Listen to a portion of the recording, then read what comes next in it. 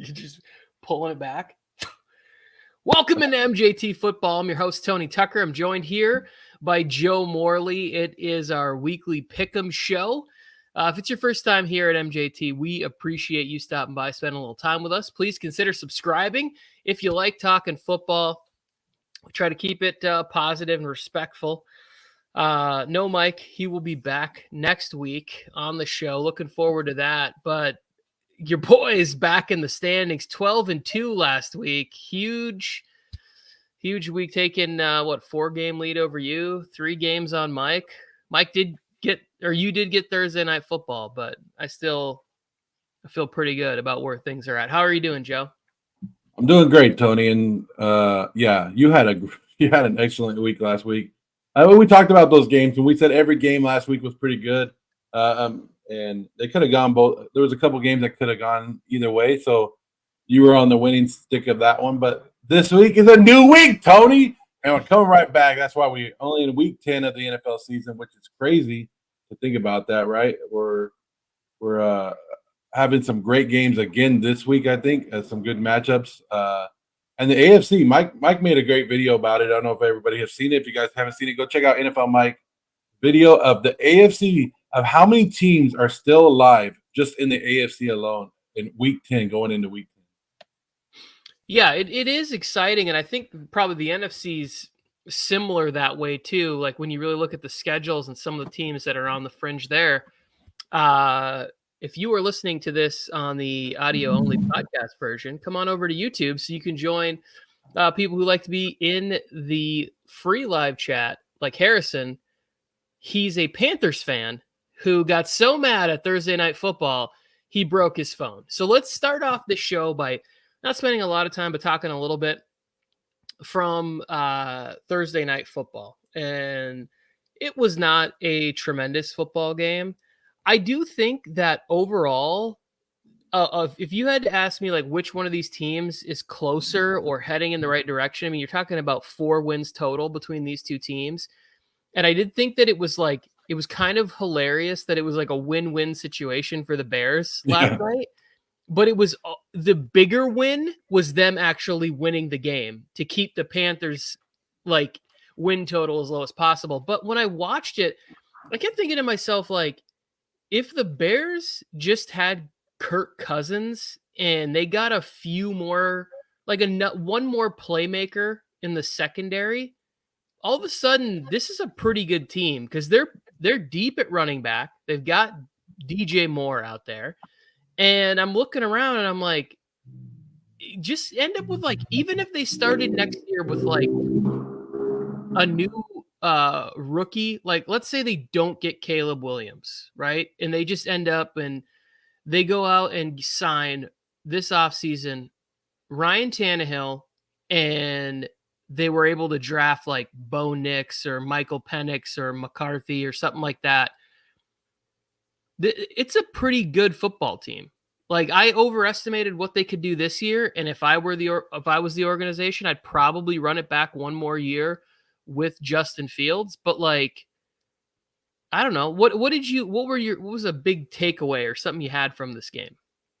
I didn't really have a lot of takeaway from it, Tony. I was just like, I thought it was a better game than what people gave it credit for. And, going in, everybody was already like, oh, it's the Bears and the Panthers. Whatever. It's going to be a crappy game. But I don't care. Football's football to me. And we get to sit here on a cold October day and watch football. I'm down for it. Chicago going in, I think, like you said, I think on paper, they are the better team, and they showed the better team. And, hey, Carolina has some growing pains, and you're seeing it in Bryce Young. And I want to see a little bit better play out of him. But Adam Thielen continues to be a great pickup for Carolina, for somebody to get him to. But like you said, they need to get a wide receiver down there for the young guy. I think the Bears have a lot of – I don't know, Tony. We got to see what Justin Fields does when he comes back for them to be able to make up their mind if they want to run it back next year or not with Justin Fields. Because what if they could trade him and add more draft picks to that? But, yeah, I thought it was funny last night because I was like, it don't matter what the Bears do. They could win or lose and still be good with these picks. But I'm the only one that picked the Bears last night, and I'm glad I did, Tony. Yeah, this is back-to-back L's for me taking the Panthers. I looked at their schedule. There's probably a couple more games where I might pick them to get a win, depending on what the quarterback situation is like in some of those games. What's going on, Rafa? How are you? Thank you for stopping by the show. Yes, I did text you guys last night that the Carolina Panthers need to back up a Brinks truck to Brandon Ayuk's house and put in a fee-free ATM in his living room that he could just like have all the money he wants, because they definitely need a difference maker at wide receiver for Bryce Young. Like that just has to be the case, because they're not going to have a first round pick. And if you gave up DJ Moore and your pick next year, like you can't be taking shots on second round wide receivers. Wide receivers are coming in, they're better, but and I think Mingo can improve, but just go get somebody, pay somebody who's proven out in the league to come in so that you don't have to wait for Young to develop with young wide receivers. Go out and get a marquee. There could be guys like Nico Collins is out there. I think he'd probably be, I haven't looked at all of them, but I'd probably go Brandon Ayuk, T. Higgins, and then Nico Collins, like off the top of my head, of the wide receivers that could be available this offseason. But here's something for Harrison and any Carolina Panthers fan out there. The Panthers are building, they're rebuilding, and they started all over this year. And I would say, and this is my opinion, that, hey, you're going to struggle this year. And they put the graphic up last night of every quarterback that started, all the great quarterbacks that started off their career with bad losing records. And I'm for it. Like, I think the Carolina Panthers are in a better position than any other team in their division over the next couple of years. I'm going to say the Saints over the Buccaneers and over the Falcons. They're going to be in a better position to make a run in the next couple of years than those three teams, and they should start taking over the division as they add more players to this young team. Yeah, I'd push back a little bit with the Bucs, because I think that the Bucs ownership has shown that they're willing to go make aggressive, smart moves. Like they're in it. I mean, they basically bought a Super Bowl a few years ago with Tom Brady, and they're willing to go more that way. I do think this year was sort of like, hey, we have some cap trouble, whatever it is. Like, let's have a year where we're competitive. And I'm not counting the Bucs out. As you can see on the graphic here, I'm taking the Bucs this week, aren't I? I did. At least I was on the fence about it a lot. Yeah, Bucs Titans. I got the Bucs this week. So I left this game thinking that D'Onta Foreman should be a sought after running back. I know he's 27 or whatever, but if you can get him on a 2-year deal, like Miles Sanders just got a bunch of money, and he just can't get on the field ahead of Chuba Hubbard and Blackshear. Like it's really unfortunate. It's messy. I'm going to let you have the first pick. Joe and I are going to draft these games back and forth. Which one do you want to start with talking about? I'm going to start with Jacksonville, San Francisco. Why not go hot right now, right off the gate?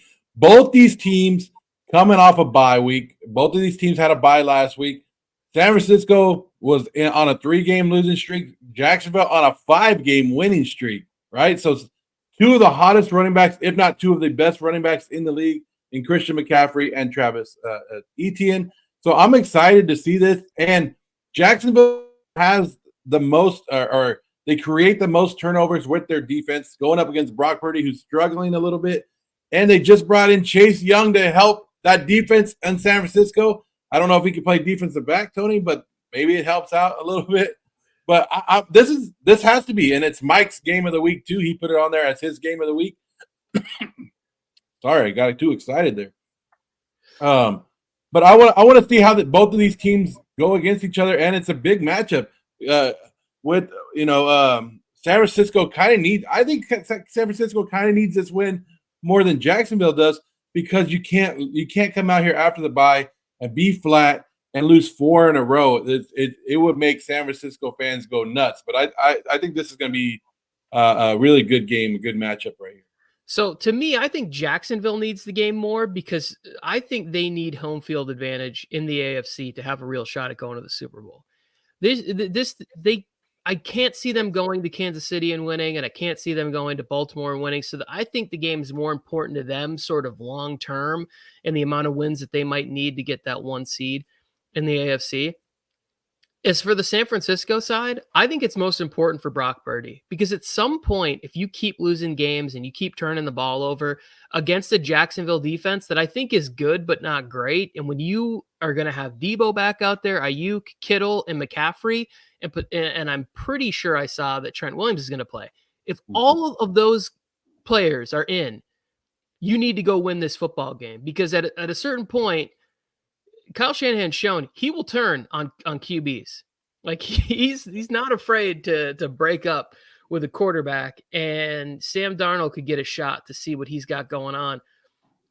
The other thing that like makes this matchup to me so interesting is just sort of the philosophy on drafting quarterbacks. Like the Jaguars should be favored. It's a quarterback league. They drafted a quarterback number 1 overall, and the 49ers are with the last pick. Like they're literally the opposite ends of the spectrum in the NFL draft.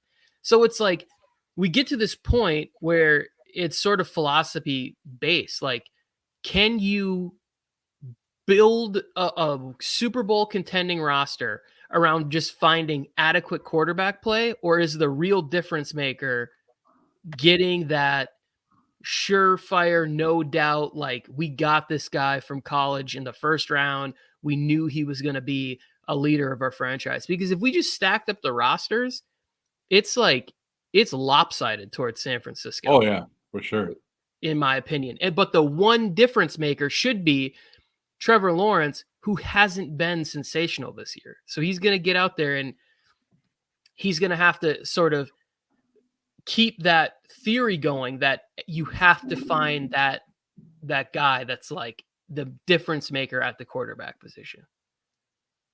Well, I'm the only one taking Jacksonville, so we'll see how that goes. But I mean, like, and Lawrence was banged up, and hopefully that week off has allowed him to heal a little bit more. So, I mean, it's going to be interesting. I think 49ers coming off a bye with Shanahan, they're better after the bye week than they have been before. So he's great at making adjustments for the second half of the season for his team. So let's see. I know 49er fans have gone into hiding a little bit, Tony, so maybe this will bounce them back out.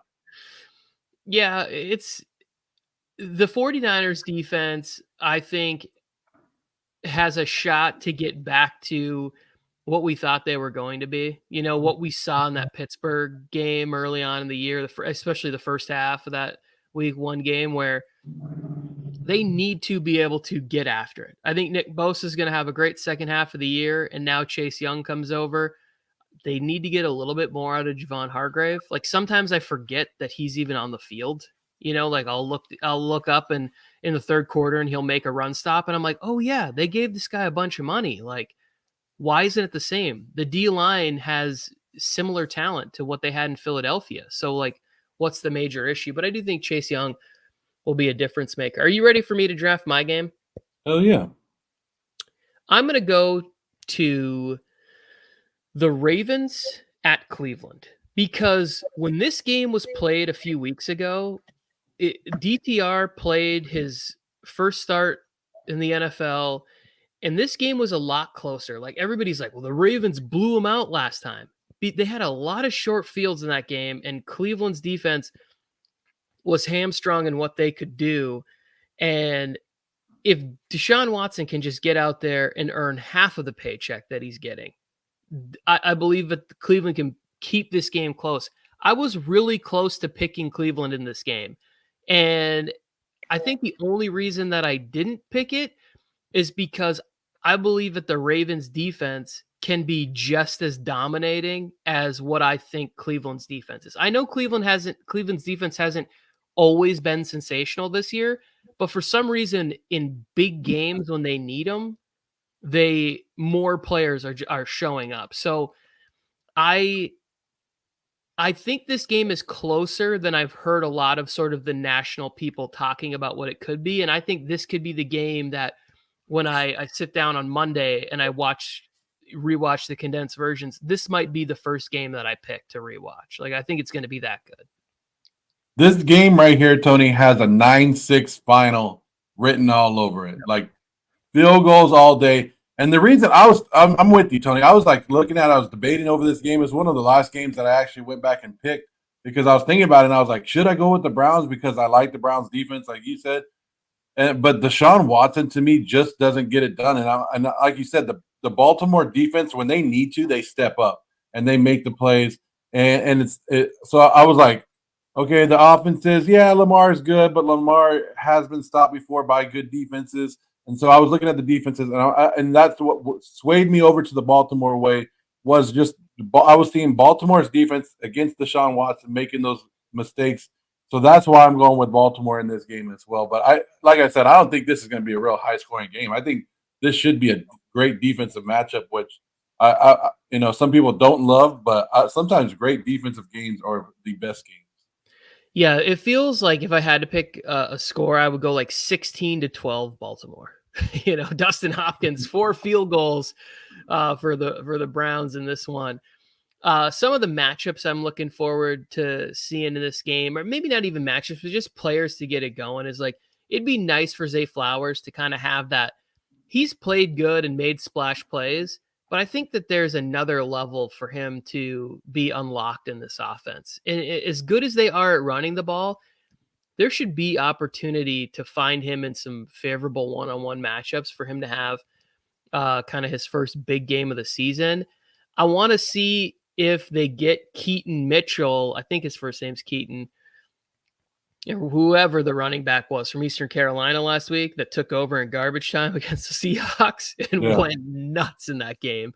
So it'd be fun to see if he can still play on the Cleveland side of the football. Like watching from the offensive perspective is like, can the Browns identify, like, who's the guy next to Amari Cooper that's going to make plays in this offense? Like, is David Bell going to step up, the wide receiver from Purdue? They trade away Donovan Peoples-Jones. He'll be making his debut. I'll be at that game. We're going to talk about that game later. But like, I just don't know. Njoku, like somebody has to step up and be a consistent second playmaker. Elijah Moore, like, it just has to be there where they need somebody else outside of Amari Cooper to go out there. And hopefully that can be identified in this game. Really, as a Chargers fan, I really need the Ravens to win this. Like, I need Cleveland, like the Clevelands and the Pittsburghs and all those teams to kind of start losing some of these games against, where they're the underdog. Yeah. I mean, you'd always want the guy with the team with the highest record to lose, right? I mean, that's how I look at it, but it's not going to happen. I see. I want the team that has less wins to win. Like the team that has less wins, I want them to lose the game, because if their win total can stay there and they can end up with 9 wins, I'm hoping the Chargers can get to 10. I believe the Chargers can get to 10 wins with the remaining schedule. Who do you got next?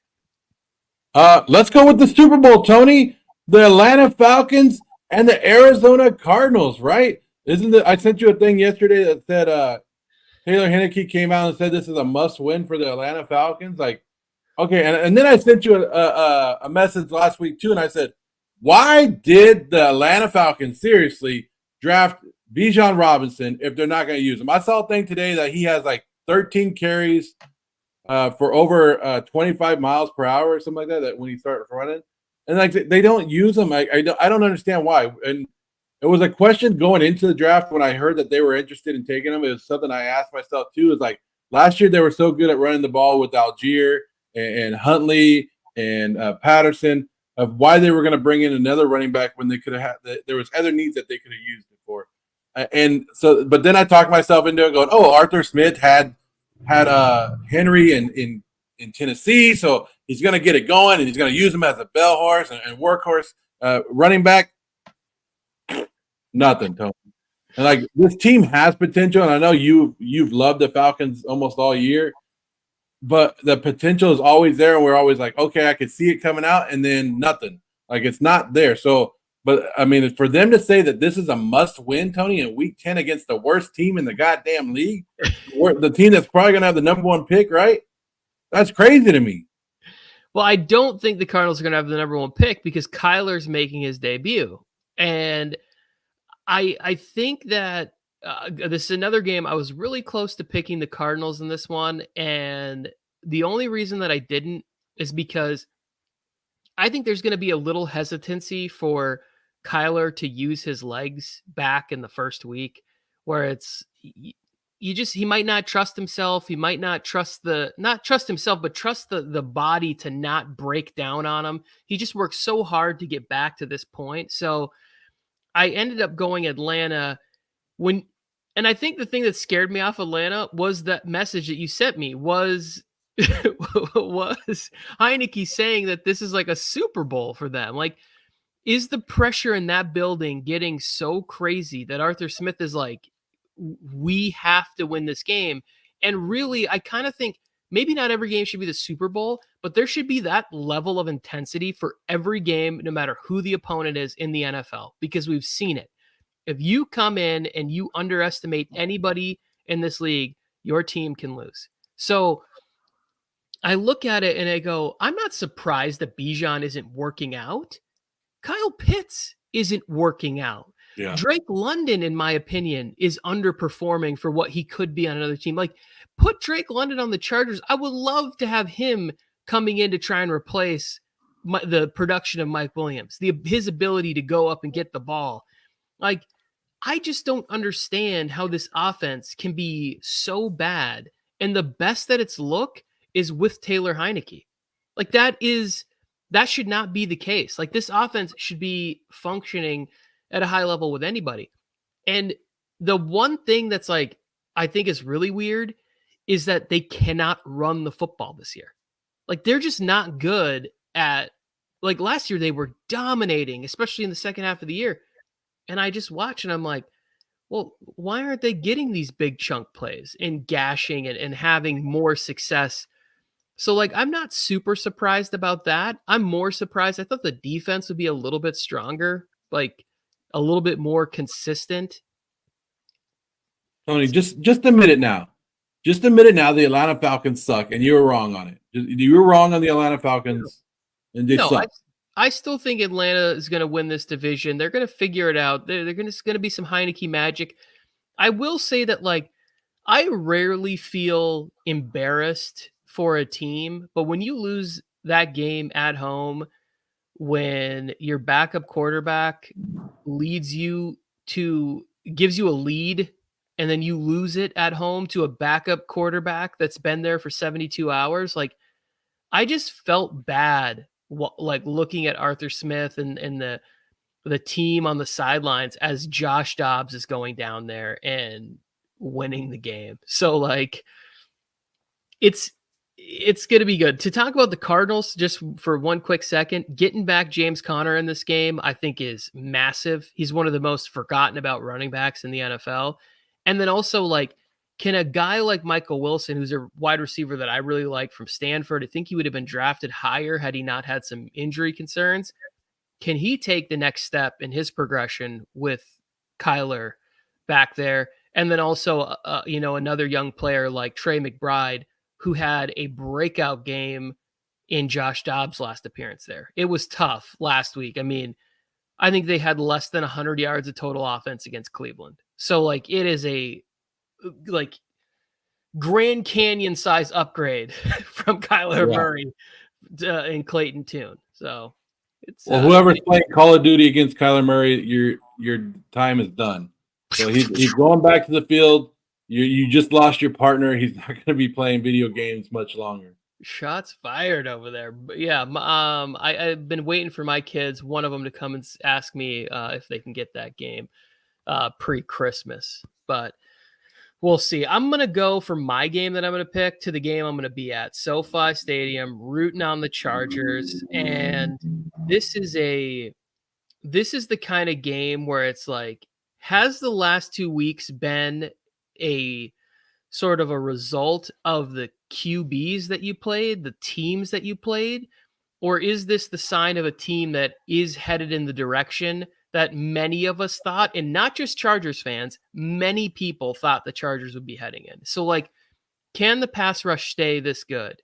Can the secondary stay this good? Like, one of the things with the Chargers, like 2 points that I thought were going to be super strong for them this year were the offensive line. You lose Corey Linsley. Okay, he's been out a couple of weeks now. You should figure it out. And the secondary.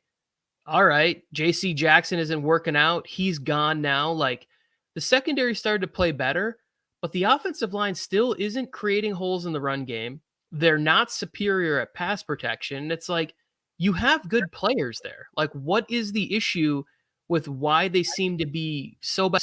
I know he's been banged up with like he's had a bad foot injury that he's been battling through, and maybe some back or hip issues. I'm not sure. But like, at a certain point, come on, Kellen and offensive line coach. Like, this thing has to be figured out a little bit better than what I'm watching. This is a tough matchup because I do think the Lions have a good D line. For the offensive line to come out and say, oh, we're going to create holes in the run game, and we're also going to give our quarterback time to go out there and make some plays down the field. Yeah, I think this should be a good game, Tony. I think the Lions. I don't like last time we saw the Lions, they were whooping my team's ass, right? They embarrassed my team on national TV, and I'm like, it is what it is. But I don't think it's something about the Lions where I don't think they're a great elite team. I think they're a good team, and their schedule has worked out great for them. And this game against the Chargers, like the Chargers always play down to their opponent or always play up to the opponent. But I haven't seen the Chargers offense that I thought I was going to see in the offseason. Like I think you were talking about it a little bit with Kellen Moore. Like, Kellen Moore, get the offense going, and where's that slinging the ball around, using Austin Ekeler a lot more. And we started to see it. The defensive line, the Chargers pay what, $40+ million for 2 guys on that defensive line. About time you got an 8-sack game, but too bad it came against a beat up Jets offensive line. So this offensive line for Detroit is no joke. It's a very good offensive line. Jared Goff is not getting as much credit as he should get for being a good quarterback in this league. I'm taking the Chargers, and the only reason I'm taking the Chargers in this game, Tony, is just because to piss you and Mike off. And every time I pick the Chargers, usually it helps with the karma and makes them lose a little bit. So that's why I'm doing that. But I actually think this is going to be a good game for you guys to be at. And but I want to see why is the Chargers so bad in pass defense, Tony, with like one of the best safeties in the league back there, with Sante Samuel Jr., with good guys in the back end of that defense, and they're just not getting it done. I think the Chargers are a better team, or a better team on paper, but they're just not putting it on the field. And I'm just kidding. I think they have a little bit where they can go out there. I mean, look at the Chargers should be dominating teams, Tony. Let's just say that. Let's be honest with you. With that team, with that roster, they should be dominating teams. So I will say this, the last 10 quarters have been spectacular. If you go back to the final 2 quarters against the Chiefs, they held them to 7 points. And the only reason they got 7 points, in my estimation, is because the special teams had its one major breakdown this season where they allowed Kadarius Toney to get them essentially in like field goal range to start a drive, and Mahomes was able to punch it in. But they only gave up like 75 yards in the second half of that game. So the defense has been getting better. The defense is also getting healthier. Last week, one of the underrated things that I think needs to be massive in this game is the interior push, right? Like Ogbonnia came back and played a very underrated game. Morgan Fox was able to have pressure on the interior. I think that's where it's going to be, because the matchups at tackle in this one are super tough. You got Decker and Sewell, and those are going to be tough wins outside. But if they can do those fun things where they're bringing Thule in to the interior, and Ogbonnia and Sebastian Joseph Day and Morgan Fox, these guys are continuing to bring some pressure in the middle. I believe that the defense can continue to have success. I'm probably thinking this game has a few more points where it's a 26-24 nail biter type of a win. because I do believe that the Lions getting back David Montgomery, they will continue to stick with the run because a lot of their pass game depends on that.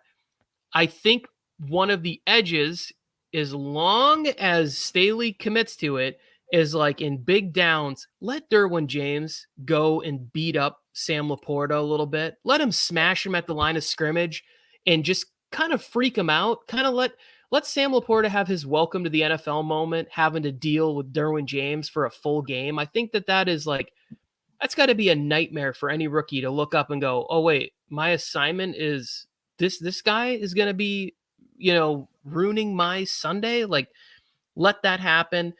So I'm nervous, but also very excited for this game. I will probably lose my voice again, just like I did a couple weeks ago, Sunday Night Football against the Bears. Let's see. Next game, I want to talk about Bengals Texans. Why not, Tony? I think we're all going with the Bengals, and they're the better team. But we've seen what the Houston Texans are capable, and and they're a better team than what we all had them written as. And they're a competitive team, good defense. C.J. Stroud playing really good. We did a show on C.J. Stroud and gave us our thoughts on him. 14 touchdowns, 1 interceptions for the young rookie. They're playing really good. This is actually a game where I was like, I can't believe I'm actually thinking about the Texans might be able to win this game. And the Bengals have started to get better week after week, and they're getting healthy. They're getting back to the Bengals that we know. But this right here could be one of those games that, hey, you slip up and the Houston Texans knock you down. Yeah, this one's got some sneaky injuries. Like T. Higgins had a hamstring injury in practice, so it doesn't look like he's going to play in the game. Jamar Chase has the back injury. Last thing I saw, he was a partial practice participant yesterday, so it looks like he's trending towards playing the game. I do think they have some sneaky good backups. Yoshivas, the rookie from Princeton, has been fantastic for them. They got the Crocodile Hunter Irwin, who's nice. Charlie Jones is somewhere on this roster, a rookie from Purdue. So, like, they still have weapons there. And then we saw in Sunday Night Football where they started using the tight ends more. I went in a deep fantasy league. I went and picked up Tanner Hudson because he looks fantastic. Collinsworth, who has the inside with the Bengals, was talking about how they were excited about using him more in the pass game, and he's been impressive. So, like, maybe his trend of being used in the offense continues there. On the Texans side, more sneaky injuries there where it's like they ruled out Dameon Pierce, who hasn't been fantastic this year, but I do think you need to run the football against Cincinnati, and you need to be able to have that threat of running it at least. And then Nico Collins. So now they're without him. That puts more pressure on Noah Brown to step up and win outside, Robert Woods. And so I look at this game where it's like, yeah, it'd be fun for the Texans to keep rolling and this story and everything to keep going. But Lou Anarumo's defense, who's going to be a head coach, Joe, you might want to look out. Like, this might be your guys' next head coach here. I think he's going to be able to have the difference, the edge in this game with the Bengals secondary being able to confuse a couple of things that CJ has been leaning on, right? Like, he'll be able to get in there and say, oh, this is how they're finding ways to get the ball to Tank Dell down the field in this area, and a safety to be able to step up and maybe make a big play, like a Dax Hill to come in, make a big play. I don't know. The Bengals to me are just, they're the team that I thought that they would be, but I just thought that they were going to be more like this from the beginning of the season. So Bengals win, and I think it's probably by like a touchdown. Like, the Texans have been a good, fun story, but I think that the Bengals should be able to put up probably about 30 points at home in this. And I think their defense will be good enough to cause problems for a rookie on the road. Trying to look to see the games that were different in, just so I could try to catch up on you. Catch up on the standings. I welcome you to switch to the Texans. I think that would be a smart play. You should switch to the Texans and you should switch to the Packers.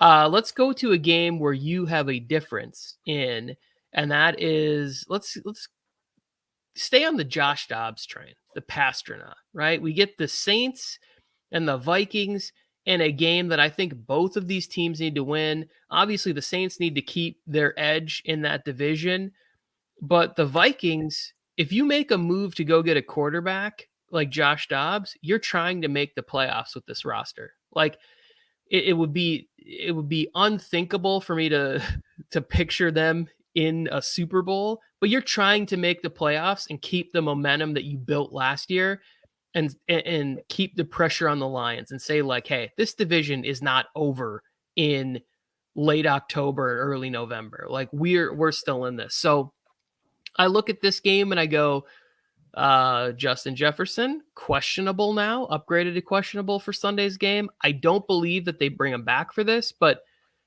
this Saints team is not great. Like they think they had 3 or 4 turnovers against the Bears and only won the game by 7 points. The Saints have kicking issues. They traded away Will Lutz, went with the young kid Groupie, and he's been a problem for them this year. Missing field goals is costing them games. It could come down to a field goal in this game, and I would not feel great if it was coming off of his foot. I went with the Saints because their QB1A, Taysom Hill, to me, needs to be a trend that happens in this league. More teams need to start going, hey, our quarterback is good, but is deficient in this area. We need to go have a guy who can play quarterback, but also contribute on other parts on the roster. And I was watching college football this past weekend, watching guys like Jalen Milroe or Jaden Daniels from LSU. There's a couple other guys. There's some guys in the NFL, Malik Willis. We're like, hey, if it doesn't pan out for you at quarterback, go look at one of these roles where you could be like a slot receiver and contribute that way on the team, or a running back or a tight end if you're big like Malik Willis or Taysom Hill, because Taysom Hill is a legit weapon on this team. And I think that they've figured something out with him where he's passing for touchdowns, rushing for touchdowns, catching touchdowns. He's become a fantastic red zone weapon. And I think that this is a position that more teams with sort of that mid-level quarterback, they should start looking at it. Yeah, and he is a big weapon and a great addition to any team. And it seems like they weren't using him as much at the beginning of the season. And once they started getting him and AK going again, their offense went to the next level or went to where they thought it would be. The reason I'm going with the Minnesota Vikings, and this was tough on me, and I think the Vikings defense over the last couple of weeks, and we talked about this, is starting to get better and get to where Brian Flores wanted them. They're going to be a blitz-happy team. I think they're going to hit Derek Carr and that whoever's playing quarterback pretty damn good this week and be able to make the stops when they need to. Josh Dobbs is the question for me. Like, how can this offense go? But I'm not going to sit here and be like, you know what, I'm going to rule him out just because he's coming to a new team. He had that great win last week, and now he's relearning it. I think he's done an excellent job for both teams that he's played for so far this year. And we looked at the Minnesota Vikings, and they're sitting at the number 7 seed right now in the NFC. So, yeah, they're making the run. They're trying to win. They're not quitting. And Alexander Mattison going back to the number 1 role with Cam Akers out. Can Chandler get some of the carries and get involved? They got to get that running game going. But I think, like I said, I don't think the Saints are an elite team, a dominant team. They're a team that's good, and when they're clicking, they can beat the crap out of somebody. But when they're bad, and they're bad, and like you said against the Bears last week, I went back and just looked at that one. I was like, how can I justify myself picking the Saints team? And remember, we went into that game going, Derek Carr can make a presence known that he could beat that it'd be 2 weeks in a row that he knocks down a team and he goes and dominates the Bears defense, and he didn't do that. Like you didn't see that. So I think Minnesota. I think this is going to be a close game, just like every game that Minnesota and New Orleans have been in this year. Right? Basically, they've been in tough down to the wire games, and I just think Minnesota is able to pull it off, especially being at home. This is a big dump down to Kamara game. This is a 10 catch game for him. Like, you got the blitz and you need your check down a lot in this game. I think that Alvin Kamara could end up with 10 receptions because I don't think that Derek Carr is great against the blitz. I don't know the numbers, but I just, from watching him against the Chargers over the years, I'm like, why aren't we blitzing and heating this guy up more? Because he does not seem to love that or thrive in that pressure in his face or the outside or whatever it is. And that's one thing we can definitely rely on from Brian Flores. So according to Pro Football Focus, no quarterback in the NFL has more passing yards when blitz than Derek Carr. Is that a fact? That this season? I don't know. I'm just guessing. I don't know where that was from, but it says something about he's actually a really good quarterback against the blitz. I don't know if that's the season, but that's there you go. There's me being wrong. There's the eye test coming up wrong. The internet says that it's there. I will just say that when I watch the game and the pressure comes, this guy seems to shell up or check the ball down every time. And check downs aren't necessarily bad when you're checking down to Alvin Kamara. So, but if I remember as a Raider fan, every time he got blitzed, he threw it deep. And sometimes, and that's happens sometimes, Tony. When you're blitzing somebody, you leave somebody wide open, and if he can find the right guy, that's good for him. But I don't know his career. I'm trying to look. I think that one's old, but looking for his career versus the blitz, he might be up there. Let's see.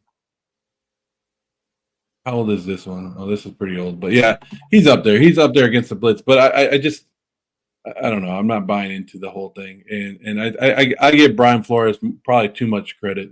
That's just me. I like him a lot more than some people do. Steezy Monster's asking where Mike is. Mike is out. He'll be back. He'll be back next week. Joe, you're up. Pick one of these games for us to talk about. Wow. Well, just Green Bay, Pittsburgh. I'm picking Pittsburgh. Kenny Pickett needs to get his shit together and start playing well, and not just play in the fourth quarter. He needs to play the whole four downs and show up in the first half. This should be a good game for him and for that team, as Green Bay is on the downhill spiral, and I don't know what happened to Green Bay. Jordan Love shouldn't have made that big of a difference in the team, but Pittsburgh somehow finds a way to win games, Tony, and they continue to win games. It's the Mike Tomlin, get your ass out there, next man up. Doesn't matter what's going on. Spread the ball around if we need to. We'll find a way. If our defense needs to carry us this week, they're doing it. Special teams needs to carry us, they're doing it. And if the offense needs to do it, then they'll do it. But the Steelers are just one of those grindy-ass teams that it's not going right for them, but they find ways to win. Yeah, I'll be quick on this one. Steezy asked if we've talked about the Raiders yet. We have not. That will be the next game. Guarantee I'm picking that one. As far as Steelers, Green Bay, I think this is a nightmare matchup for Jordan Love to go on the road and have to try to beat and play against this defense, have to try and be accurate, have to try and deal with pass rush from Watt and Highsmith and Hayward's back in the center of that defense. We've seen nice things from Keanu Benton rushing there. I believe the Steelers did lose their linebacker last week that's been playing tremendously. I think they lost him on Thursday Night Football against the Titans last week. So the Packers, to me, were lucky to get a win. Like, they beat a quarterback that performed so poorly that he's been waived after one start. Been on the roster this whole time, plays in one game, and the Rams were like, "Hey, Carson, do you mind missing deer season? I know it's coming up, but can you put down the hunting rifle and come out here and try to bridge together some wins for this team?" Well, Matthew Stafford gets his body and mind right for this game. The Steelers side, George Pickens is unhappy about his use in this offense. Bro, you're on the Steelers. Like, the only thing that's going to matter to this team is winning. And if you didn't know that before, like, It's not going to matter. You can bellyache as loud as you want, but then you can also end up being traded to a team that gives up a lot of draft capital, but is a bad organization that you don't want to be part of. Like, just understand that, like, you will be a part of this offense. You will be the focal point, but like, it just can't be every week.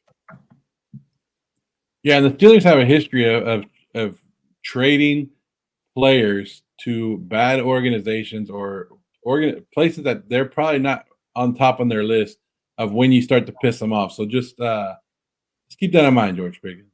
Well, I think that they look around for the best deal. Like, who's going to give us the best, I mean, Claypool last year, that was a steal what they got for him to the Bears. Like, they just look around and they say, hey, who's willing to give us? And I could see a scenario where, like, this offseason coming into the draft time, like, he's unhappy, he's talking crazy publicly, and they just say, all right, which organization wants to give us a pick for George Pickens? And somebody's going to come forth, and typically those teams aren't very good. They're a little desperate, and they say, oh, that team's willing to give you a second. We'll give you a first. We think George Pickens has first round talent. We could keep him happy. We could fix the issues over here. And I don't think that's the case necessarily. Secretly, I am rooting for Green Bay in this game. Like I said before, I need teams in the AFC to start losing some of these games, but I will not pick the Packers on the road. I barely picked the Packers at home against the Rams last week. Let's talk about your Raiders, Joe. This game to me has a ton of intrigue for this reason. Yep, get the hat ready. Get ready to get fired up and talk about it, because I'm picking the Jets this week. And I'm picking the Jets because of the defense in this game. I know that we just watched how bad that Zach Wilson was, but when I watched the game, and part of the reason that he was so bad was because the Chargers pass rush was extremely relentless. I don't necessarily know that that can be the case for the Raiders in this game. But what I do know is that Aiden O'Connell is going to have a really long day against the Jets pass rush. Again, this is another kind of ugly, low-scoring game. I think potentially multiple defensive touchdowns in this.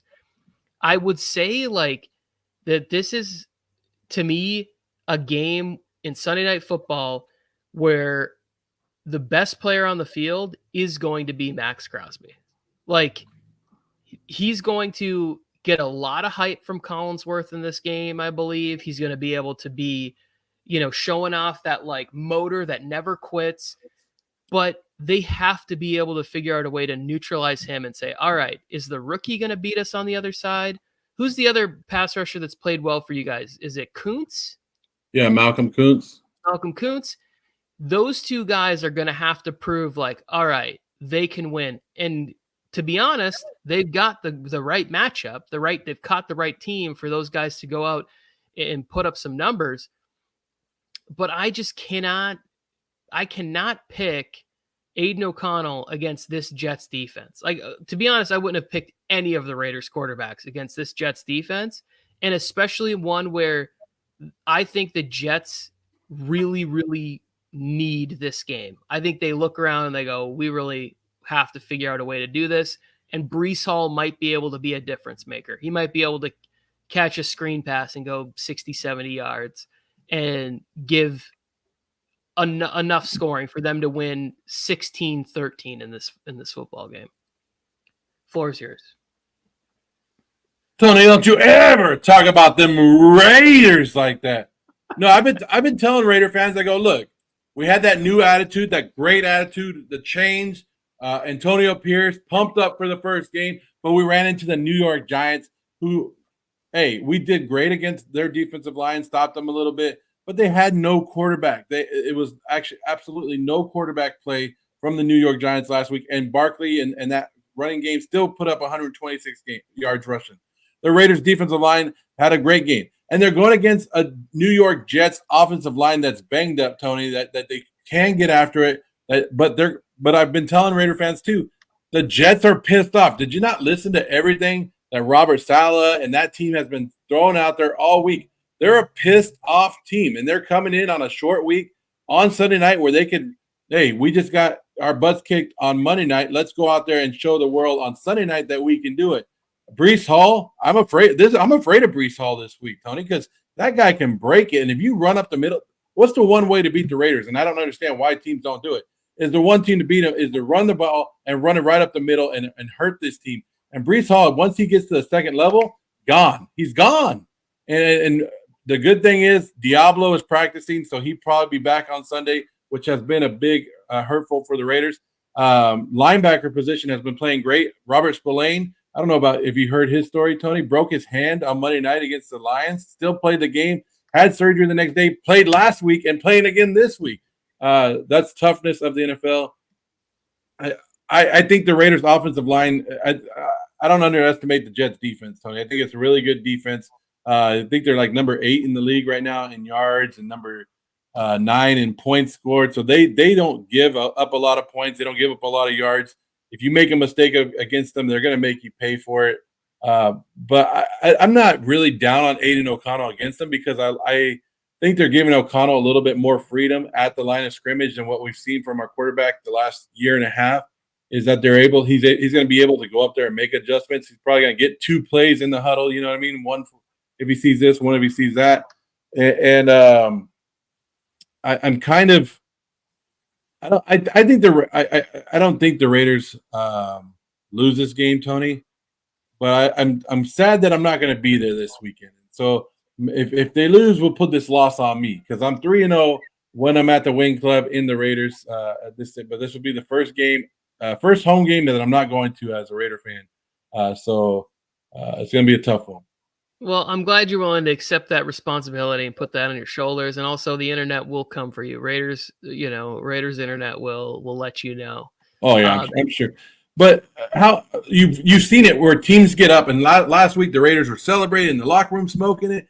And then the next week they're like, yeah, we got this. And they kind of overlook it. I don't think the Raiders are going to do that. But it's just we need to see more. Like you said, Max Crosby can't do it all. And if you game plan, like that's what the Lions said. The Lions have come out and said, hey, we find out where Max Crosby was, and we said, go the other way. So somebody needs to step up on that defense and stop the Jets as well. And this is not the New York Giants. This is the New York Jets. They're a better team out there. And Zach Wilson, Jets have their own problems with Zach Wilson, Tony. That was a bad game. Robert Saleh, I was asked why he doesn't bench him, and he said he pleaded the fifth. So people are wondering if that's coming from the top or what's going on. But, I mean, I'm looking at Zach Wilson's the best quarterback on their roster right now with Aaron Rodgers being out. So who else would they turn to? Yeah, I think Robert Saleh is starting to have some weird moments at the podium for me. The whole, we've played a lot of great quarterbacks this year and we embarrassed them all. I didn't think that was a great thing to say because, if you really did embarrass all these quarterbacks, he's like, we didn't get all the wins, but we embarrassed them all.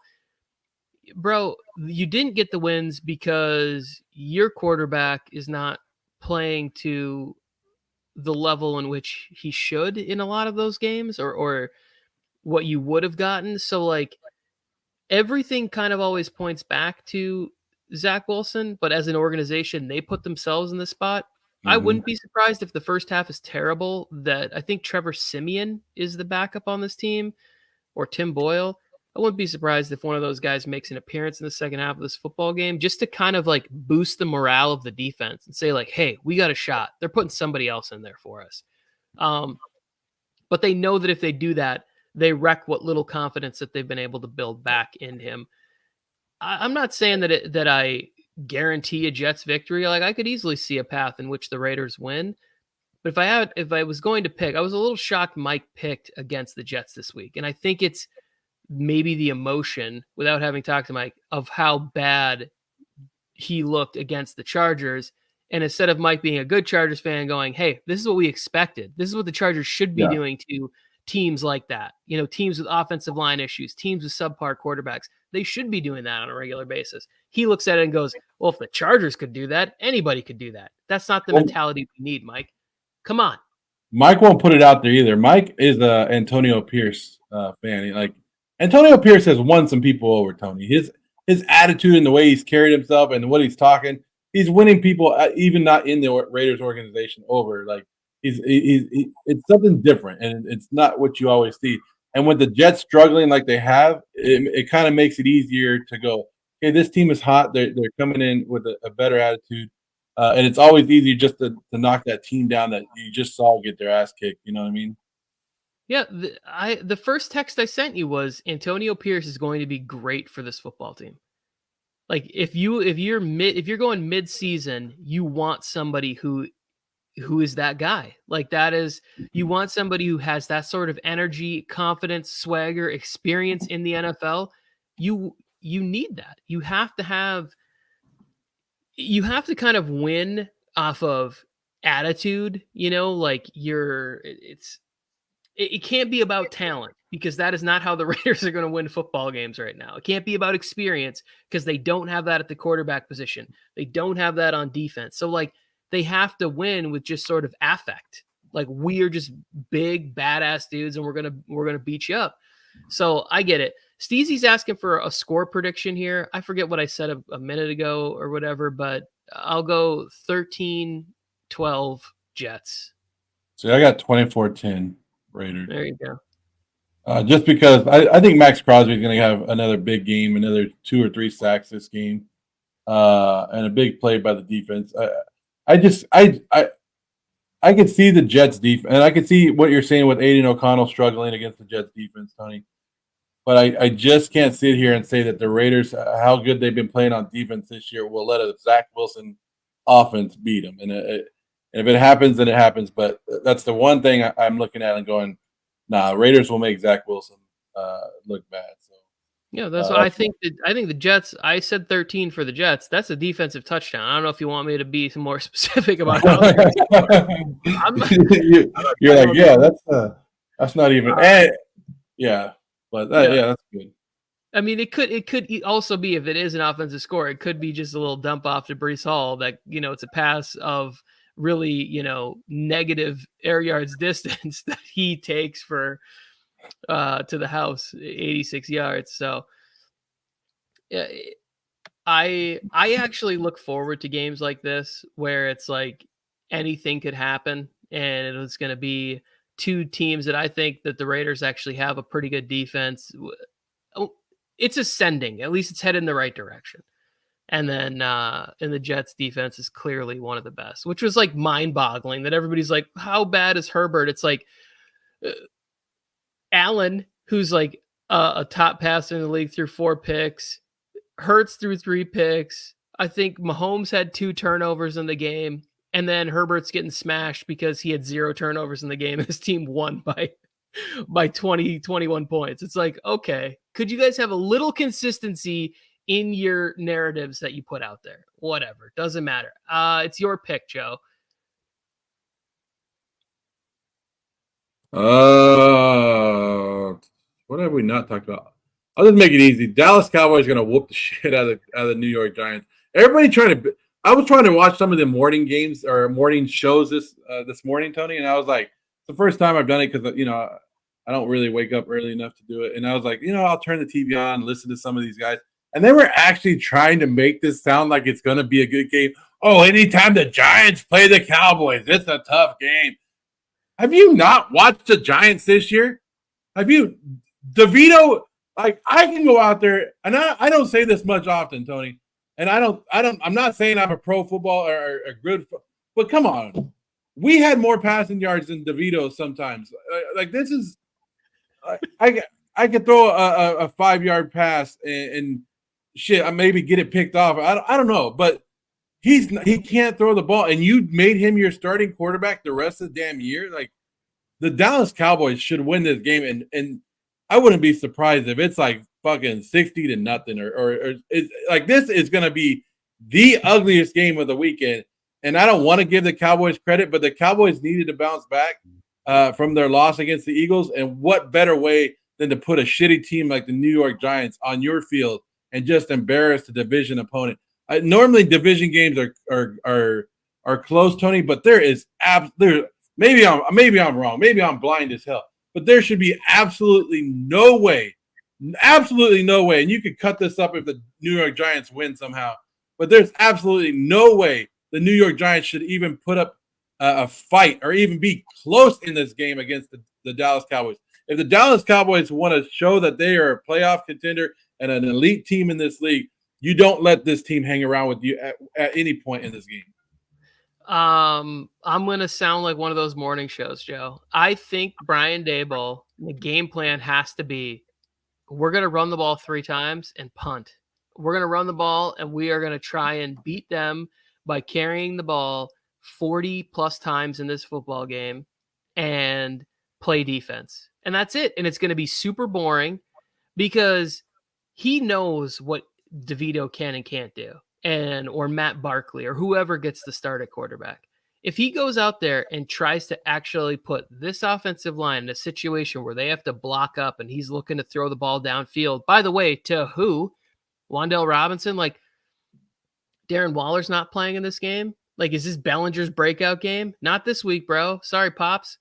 It has to be about run Saquon Barkley into the ground in this game and punt the football and rely on a Giants defense that I think has played pretty good this year. Like, they've been better than I thought that they would be, and allow that maybe you get some short fields, maybe you get some careless turnovers or something like that. But I can't see a scenario in which he's like, oh, we're just going to go out and we're going to try and play this game and go toe to toe with the Cowboys. We're going to make this the ugliest possible game we can make it, because it's super disrespectful in an NFL game to have a spread of 17.5 points. You think that they're going to win by more than 3 scores, Vegas? Like, I don't, to me, that feels crazy that they would. That's college spreads. Yes, exactly. Like, you can't do that. Let's go talk about. Hey, before we move on, I just saw just got the news right now. Damn it! And this hurts my Raider pick, and it's good for you for the Jets pick. Colton Miller will not play this weekend. It will be the second game in his NFL career that he's not playing. So the Raiders banged up on the offensive line as well. All right, let's make sure Mike does not get that information before kickoff, because I want him to stay on the Raiders for this game. But you're right. That definitely makes it a lot tougher. That's a huge one, because if he's not starting, then that means I don't know. And yeah, it's going to be all screwed up. Yeah, whatever.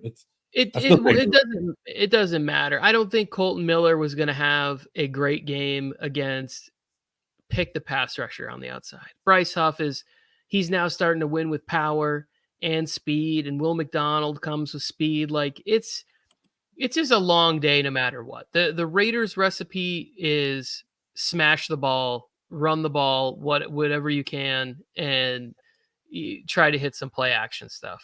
Like, that's get some bootlegs going, try and get, some 50-50 balls to Adams down the field, maybe some pass interference, big plays. Like, I don't think Colton Miller's like swinging the game that much, because the Jets were already going to terrorize with or without Colton Miller on the field. It doesn't make it better, but it's not the end of the world. Sound like a straight Raider hater. I'm actually saying that I think that the Raiders have the same shot they had before I heard that news, but I think it would be enough to sway Mike, and I don't want Mike to pick the Jets, because this is a win for me. Seahawks, Commanders. This is another game I was really close to picking the other way, because I've not seen Geno Smith play good football. I have not seen him play turnover-free, smart decision, check down.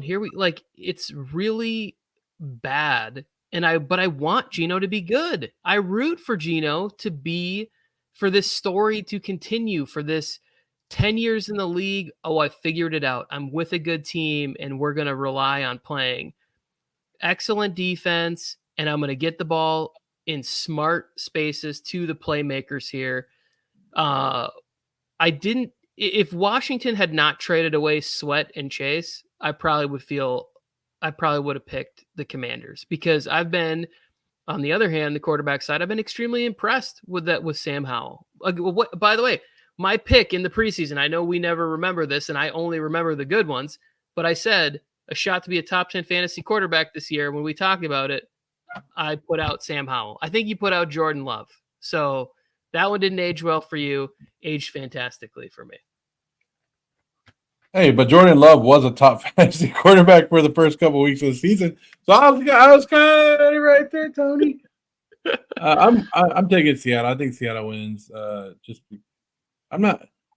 I don't know what's up with Seattle's offense. They need to get it going, figure it Yeah, out. I'm it's good with hard to that watch. one. What other game have we talked about? Colts Patriots. Yeah, we go Colts Patriots or Bucks Titans, and we'll finish up with the Bills Broncos. No, I'll just go Colts Patriots. I'm taking the Patriots just because their defense. And I've seen the Colts, and then we talked about the Colts being one of those gritty teams that go out there and play good, and Minshew doing his thing. But I don't know. I just think Belichick is going to get his win. He gets his wins every once in a while, and this is one of them that I think he's able to pull off. Yeah, it's a weird situation because if you read the reports, some of them will say like Belichick's coaching for his job, and in my mind, I'm like Robert Kraft is not firing Bill Belichick midseason. Like, are you? It would be one of the craziest things ever to say. This is the way you thank the man for 9 Super Bowl appearances in 20 years. I know you can't constantly live in the past, but you can't fire Bill Belichick in midseason. With that being said, I think this is Jonathan Taylor's announced, "Hey, I'm back. Big game for me. Passing game, running game." He puts up $150 in this game, and Colts find a way to squeak this one out in Germany. So I think this is a New England Patriot defensive game, like 2 touchdowns and just a bunch of sacks and just easy win, like a good win for their defense. I think their defense carries them throughout this whole game. Yeah, but Jake's already telling me, "Wake me up, Dad. I want to wake up at 6:15." I'm like, "Come on, like I want to sleep in, dude." Like, I want to sleep in. Raider Aaron's asking where Mike is. Mike is off. He'll be back next week. He's trying to get some gear to wear to the Vegas next week, like some or not next week, but next month. Some like metal and stuff he's gonna put on so he can walk through Allegiant Stadium. Mike's dressed up in like Charger embroidered Kevlar vest.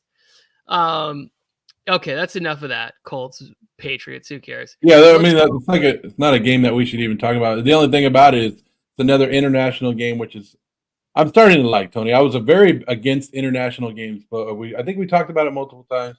Where it's awesome now to wake up at 6:00 in the morning, 6:30 in the morning, and watch football. Oh, I'll be there. I watched Thursday Night Football, and I was happy. I didn't care that it wasn't the most aesthetically pleasing game. I love watching football. It was fun. I will be up at 6:30 watching that.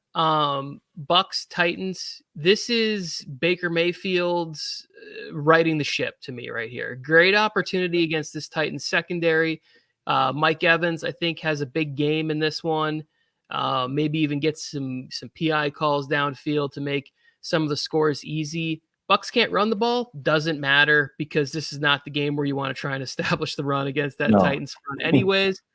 I do think this game is going to be fun and sort of a sneaky high-scoring game, like a 33-30 Buccaneers win because Will Levis can throw the ball, and that's the weakness of the Bucs. So this is a game I think that it can go back and forth, but Baker gets the ship right, and he deserves one after that game last week. You go down there and you put your team up. You expect your team to finally make a stop. Like, I heard some people talking about how it's Baker's fault that they lost. Are you kidding me? That was not on Baker last week. They put up like 30-something points in that game. You make a stop. Like, he did everything he could. He just looked depleted sitting on the sidelines. Why are you taking the Bucs, Joe? I don't know, because I'm rooting for Will Levis. I'm starting to like Will Levis. Like, I think we hit him hard during the draft and dropped him too much. And he's coming out and proving people wrong. And I like how he's just slinging it down the field, finding his wide receivers, and making it known that, hey, I was a top pick, or I should have been a top pick. And so I'm kind of rooting for Will Levis. But then I'm looking at this game, and I'm with you on the secondary of the Titans, Tony, where I'm like Mike Evans, Godwin. These guys should be able to just put up points on the Titans secondary. And I don't know if Will Levis has enough to – and like you said, it has shootout written all over it. Just Baker Mayfield, Will Levis, just going at it up and down the field. 500 yards of offense on both teams would be nuts, right? Just receivers going nuts. Hopkins has a great game, and it's like Hopkins matches Evans. Like there it is, one touchdown here for Evans, then Hopkins scores, and just goes back and forth. That's the kind of game I'm looking forward to. But I just couldn't write off. I think Mike Evans is going to have a 3-touchdown game, so that's why I was like, I'm going with Bucks and Mike Evans. Yeah, Trey Palmer's looked nice in spots for them this year, and Cade Otton continues to improve. So I think it's a good chance for the Buccaneers to continue to make the NFC South interesting. Like that's going to come down to the end. I think one of these teams, that the first team that can sort of get to 10 wins with the best division record, wins the NFC South. Let's finish off. Did we forget any of these games? That would be kind of disrespectful, and I don't want to do that. No, we got them all. Let's go with. We'll finish up here. Broncos visiting the Bills. This game is, I think, closer than like it's. I think it's going to be a better game than what it looks like just on paper. Like when we look at the matchup, we're like, oh, the Bills should smash this team. The Broncos have been playing better defensively. They've been ascending. They've been headed in the right direction. The Bills have become very sort of predictable, one-dimensional. Like Gabe Davis isn't out there. They've been having to force feed Dalton Kincaid, which I don't know why that took so long. Like, why was Dawson Knox in the way of slowing down what is a better pass catching tight end that you used a first-round pick on? Like, I get that you don't want to like burn him out or whatever, but he was non-existent in the first half of the season, and then they get a bunch of injury tight ends. Like the Chargers waived Trey McKitty, and the Bills picked him up, and he might be playing in this game. Like that's how bad they are at the tight end position right now. And like Trey McKitty wasn't blocking or catching for the Chargers, so that's not a good sign for the Bills. The defensive injuries have also started to stack up to the point where I think that Sean Payton, who had a week off, has a chance to get some stuff going here. Like, keep giving the ball to Javonte Williams. Fantastic player. Like, mix in Jaleel McLaughlin. That's fine. We saw a little life out of Jerry Jeudy right before the bye week. Like, I think this game is closer. I'm still going to pick the Bills because the game is at home. If this game was in Denver, I might have picked the Broncos. Like, I have serious concerns about the direction of the Bills and where they're headed right now. Like they seem depressed. It's like you still have all this talent and you have Josh Allen, but when you hear them at the microphone, like they just seem depressed. Well, this is one of the top things that we talked about in the offseason about the Bills, Tony. If things weren't going to go right, are we going to see them implode and inside? Like we talked about them bringing in running backs when they don't need to bring in running backs, when they have James Cook and just should be finding ways to get him the ball more. And then we talked about where they needed a second wide receiver outside of Diggs, and towards the end of last year, they forgot about their second wide receiver. And I don't know if it's more of a Josh Allen thing, but now Bills fans are out there throwing Ken Dorsey under the bus. They're throwing Sean McDermott under the bus, saying they're never going to win with this organization.